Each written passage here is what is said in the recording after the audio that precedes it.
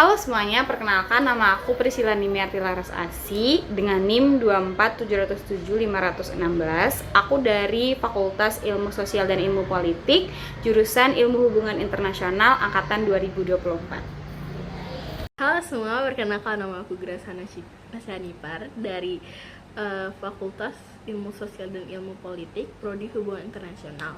NIM aku 24707500014 angkatan 2024. Sebelumnya perkenalkan, nama saya Gabriel Mikael Wilhelmus Awak dan NIM saya 24707500035.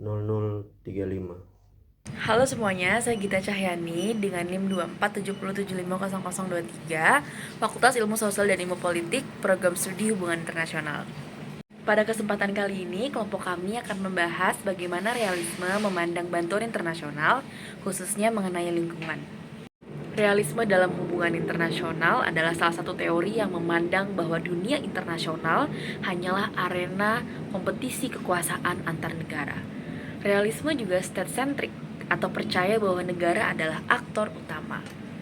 Realisme juga memandang bahwa negara bertindak berdasarkan kepentingan nasionalnya, bukan karena moralitas atau idealismenya. Sistem internasional menurut realisme bersifat anarkis, sehingga tidak ada satupun otoritas yang dapat memaksa negara untuk patuh. Realisme juga memandang bahwa negara itu tujuan utamanya adalah survival atau untuk bertahan hidup dan juga untuk menjaga keamanan nasionalnya. Adapun bantuan internasional menurut perspektif realisme bukanlah bentuk altruisme atau kepedulian murni, melainkan sarana untuk melindungi kepentingan nasional, memperkuat pengaruh geopolitik, dan menjaga stabilitas domestik dan keamanan energi. Dengan kata lain, bantuan hanya diberikan jika ada keuntungan strategis, ekonomi, atau politik bagi negara yang memberikan bantuan tersebut. Dalam konteks lingkungan, realisme menekankan bahwa negara hanya akan serius memberi bantuan jika masalah lingkungan mempengaruhi kepentingan nasional mereka sendiri. Misalnya, isu perubahan iklim, polusi lintas batas, atau deforestasi yang bisa memicu konflik sumber daya. Bagi realis, kerjasama lingkungan bukanlah soal moralitas global, tetapi soal menghindari kerugian strategis atau meningkatkan keuntungan bagi negara tertentu. Oke, sekarang kita masuk ke contoh kasus nyatanya.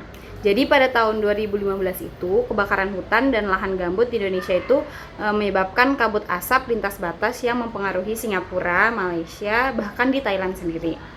Akibatnya itu, negara-negara tetangga itu memberikan tekanan sekaligus menawarkan bantuan kepada Indonesia. Jadi kalau kita lihat dari kacamata realisme, bantuan tersebut bukan semata-mata karena kepedulian terhadap lingkungan di Indonesia, melainkan karena kabut asap tersebut itu mengancam warganya sendiri, menurunkan produktivitas ekonomi, serta berpotensi menimbulkan instabilitas politik. Nah, contohnya itu ada Singapura dan Malaysia. Mereka itu membantu Indonesia itu karena ya asap itu merugikan kesehatan dan ekonomi domestik mereka. Jadi bukan semata peduli terhadap hutan di Indonesia. Nah, kalau dari negara Australia dan Jepang, mereka mengirimkan bantuannya ke Indonesia untuk menjaga stabilitas kawasan. Karena jika terpapar oleh kebakaran, maka ini akan mengganggu perdagangan dan juga keamanan regional mereka.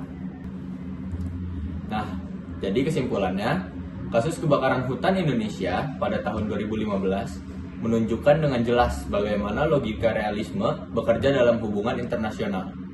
Bantuan dari Singapura, Malaysia, Rusia, Australia, maupun Jepang tidak bisa dilihat sebagai bentuk kepedulian global yang murni, melainkan sebagai strategi untuk melindungi kepentingan nasional mereka masing-masing.